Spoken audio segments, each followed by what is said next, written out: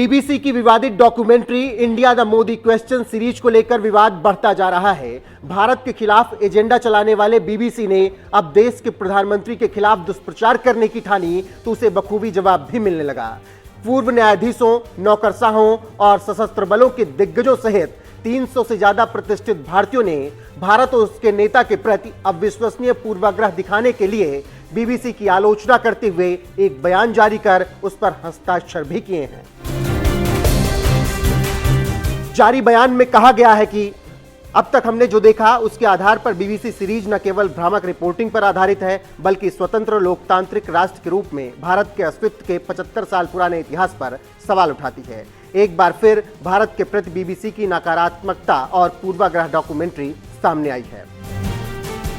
वहीं बीबीसी की डॉक्यूमेंट्री आने के बाद पूर्व रॉ चीफ संजीव त्रिपाठी ने भी पीएम मोदी को लेकर बड़ा बयान दिया है और बीबीसी को जमकर लताड़ लगाते हुए कहा है, बीबीसी की डॉक्यूमेंट्री पूर्वाग्रह और गलत जानकारी से भरी है। पीएम मोदी ने हर भारतीय नागरिक के साथ सक्रिय रूप से बातचीत की है। बीबीसी भारतीय हिंदुओं और मुसलमानों के बीच जिस तथाकथित तनाव की बात करता है वो गलत है। जिस गुजरात और गोधरा की बात बीबीसी करता है उस पर सुप्रीम कोर्ट ने फैसला सुनाते हुए पीएम मोदी को क्लीन चिट दी है।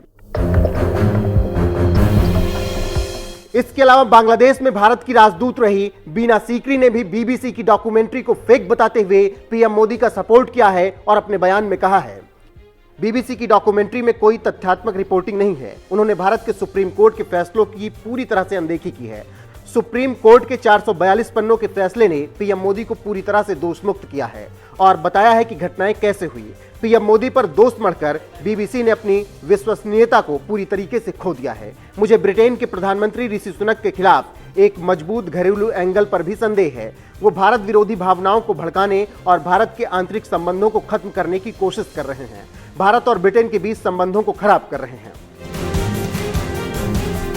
वहीं नीदरलैंड में भारत की राजदूत रही भास्वती मुखर्जी ने तो बीबीसी की पोल खोल दी है और अपने बयान में कहा है, बीबीसी का भारत के साथ व्यवहार करने का एक खराब रिकॉर्ड रहा है। ऐसा लगता है कि भारत के संबंध में उसकी औपनिवेशिक मानसिकता है।